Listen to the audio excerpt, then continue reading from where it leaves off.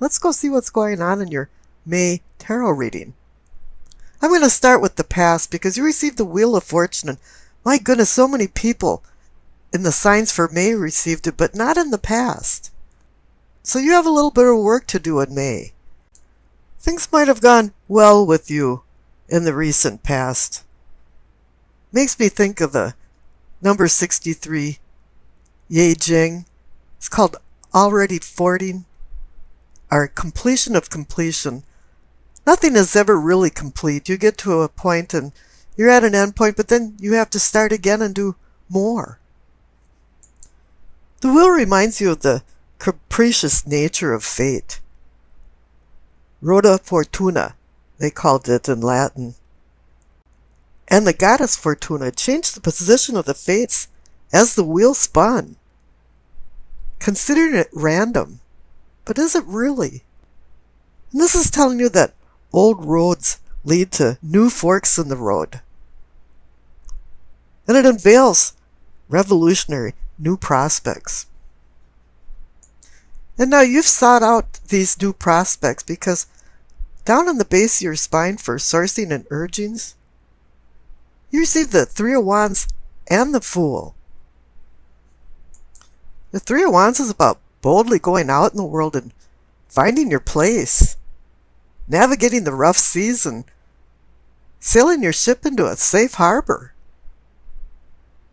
It's about making your plans into a reality, and it's a card about motion and movement and going forward. And now you're the Fool. Spiritus, the breath or spirit of life, the itinerant wanderer, that now wants to discover the great mysteries of life and how you fit into this with your small little microcosm of your world. For any Gemini, you're the nomadic wanderer of your mind, but you do have a capricious nature just like the Wheel of Fortune has. And I don't think your adventures are aimless, but it's more for the experience of it. In Buddhism, time is not counted, but experienced. And I think that's what you want to do right now is you want new experiences for new learning opportunities. And the Wheel from the past and the Three of Wands next to the Fool is giving you the runway for this. Now up in your sacrum and pelvic for awakening and arousing, you receive the Four of Pentacles. They call this the miser card, that you're not charitable and you're hanging on to money, but I don't look at it that way. It's like you're a Klingon and you're hanging on to something that doesn't serve you anymore. Maybe you have an attitude like it's play now and pay later, and not making the right decisions that you should be making right now. Because the clarification card is the Two of Cups. It's a card about decision, partnership balance. It's also about relationships and the level of your relationship. And I think for some reason you're hanging on to something emotionally. It could be a love connection, or it could be a connection to things that just should not remain in your life. And you've been hesitant to change. And up above in your solar plexus, you received the Fool again. It's reminding you that the Fool heralds refreshing new beginnings with freedom and optimism, but he also has a perilous naivety about him, and I think you've been a little naive about what's going on. Now the clarification card is a good card. It's the Ten of Pentacles. It's a card of retirement. And we're not all at the retirement age, so it's more of a card of just satisfaction and contentment. And maybe things are moving fast now and you're realizing that you really do have to change and take the rose-colored glasses off, because I pulled another clarification card and you received the Eight of Wands. The card of sudden change. And it's also a card of messages and news. And maybe it's you saying to yourself, hey there, Kmart shopper, it's really time to change. Now in the center for the heart of the matter, and more of the subconscious you receive the Eight of Pentacles and the Ace of Swords. Now the Eight of Pentacles is about being skilled and talented, and Gemini is skilled and talented in many, many different ways.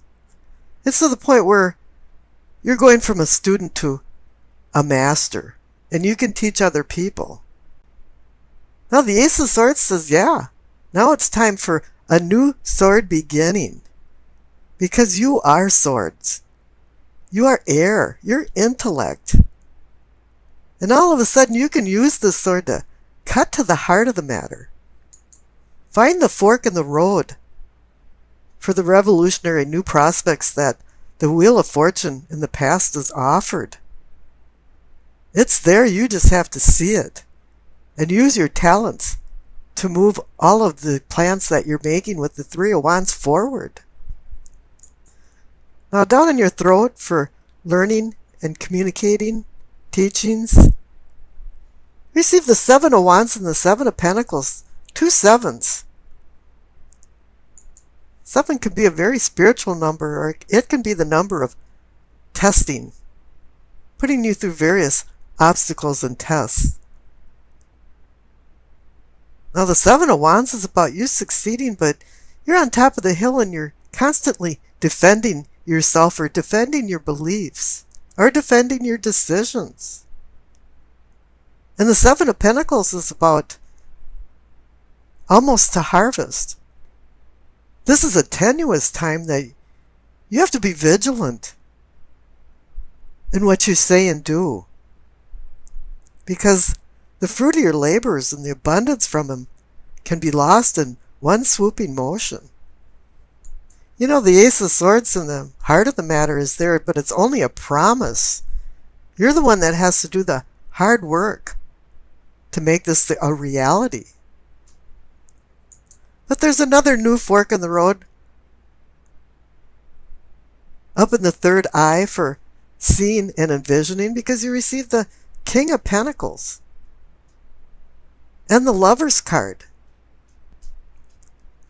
The King of Pentacles is saying that you've been running your life more like a CEO in a company. As with the Eight of Pentacles in the heart of the matter, it's saying, yeah, you've been a really talented person and you've made some wealth. And even here it's health and well-being. And the Lover's card is paralleling the Two of Cups across the reading in your pelvic and sacrum for spiritual awakening. It's connecting your conscious with your unconscious. You know what's going on, but the right hand doesn't know what the left hand's doing right now. Because up in the crown, for knowing and understanding, you receive the Tower.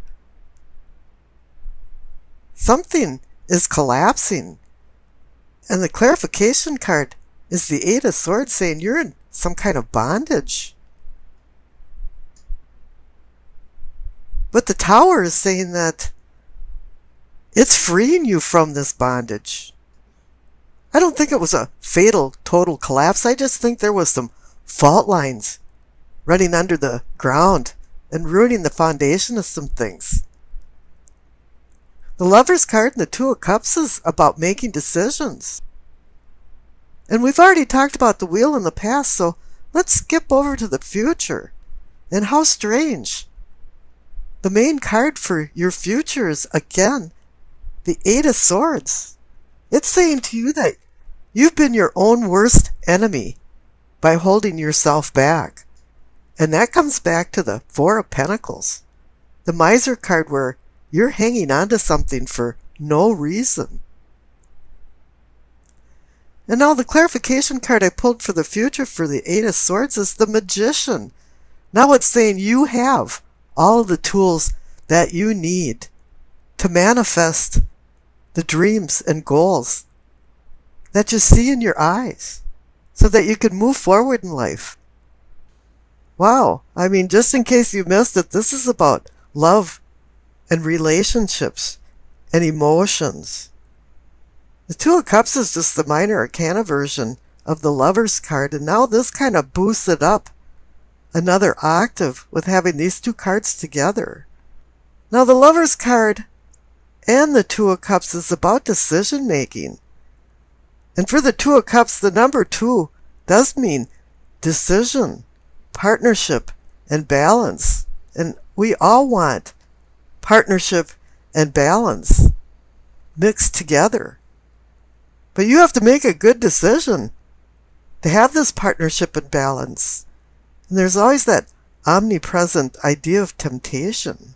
You know, we talk about morals and values, but you have to back up a little bit and think about ethics. You have to have ethics before you have morals, and you have to have morals before you acquire values. And this comes in to what you've learned in the past and what your beliefs are now for you to make decisions in the future. And there is a duality going on here because there's grace versus temptation. But then you think about it too, and we've got the senses, and it's the unconscious versus the conscious, the physical versus the spiritual. This is also vice versus virtue. You know, there's even a divine and earthly component involved in this, and you have to make a lot of choices. And it's kind of funny that it's about impulsive desires, and then you have to make these level-headed choices. How does this work? Well, in reality, it really doesn't a lot of the time. You know, even Adam and Eve lost the value of God's word and were exiled from the Garden of Eden. And there was no return from that. Once you've lost your virginity, once you've lost your values, morals, and ethics, sometimes it's hard to regain yourself.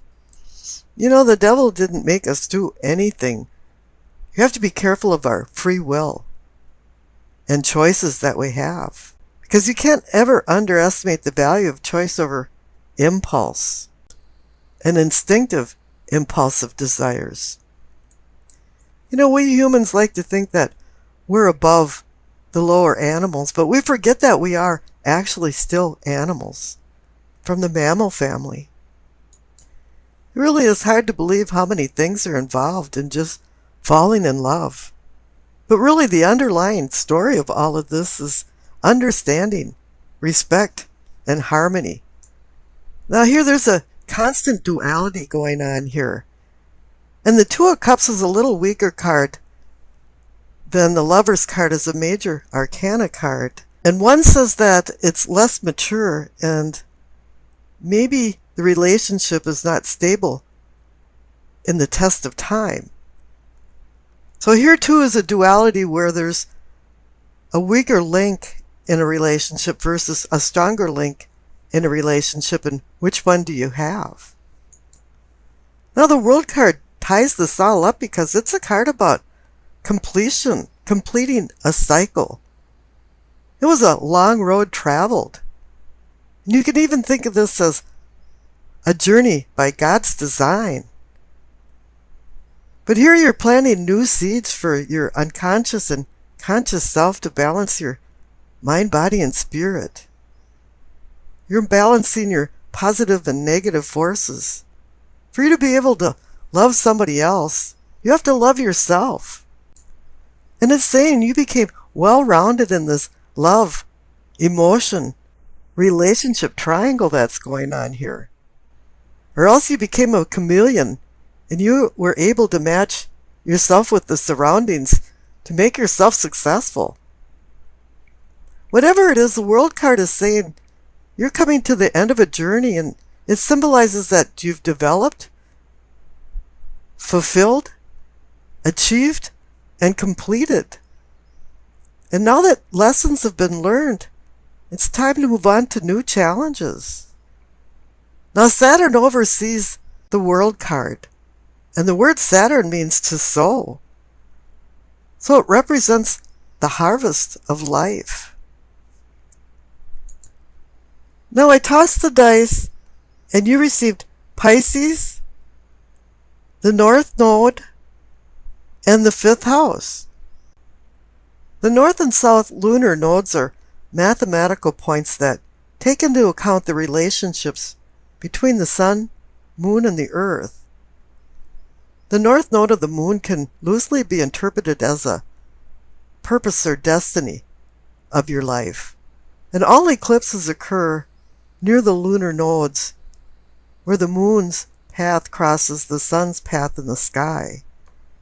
And just as a side piece of information, right now the north node has just gone into Leo. Now the north node in the 5th house indicates that you're melting into the backdrop as to not draw attention to yourself. But when you do that, you lose your personal, unique identity. And you just become another face in the crowd.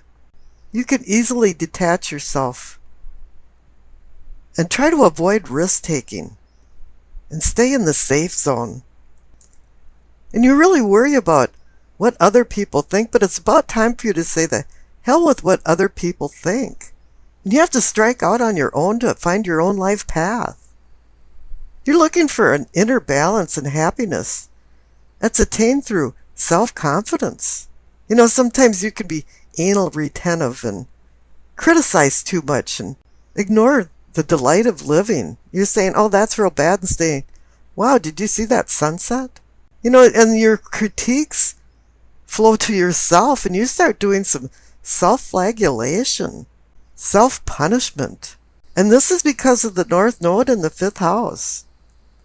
You have to start becoming more flexible like a small palm tree in the wind. Because as you get older, these beliefs of yours and criticism can actually break things up. And if you're like the palm tree, as it grows older, it doesn't break, it just bends. And now it's time to just start being yourself and not worrying about what other people think. If they don't like it, you know what they can do with it. Now, Pisces in the 5th house puts you in dreamland. And you need to get in touch with reality. Hello, Earth. You know, ground control to Major Tom. You might not be able to put your finger on what attracts you to a certain person. But it doesn't really matter in the scheme of things, does it? But this Pisces in the 5th house thing is saying to take your rose-colored glasses off, because one morning you might wake up next to Genghis Khan, or even worse, that little twerp Napoleon.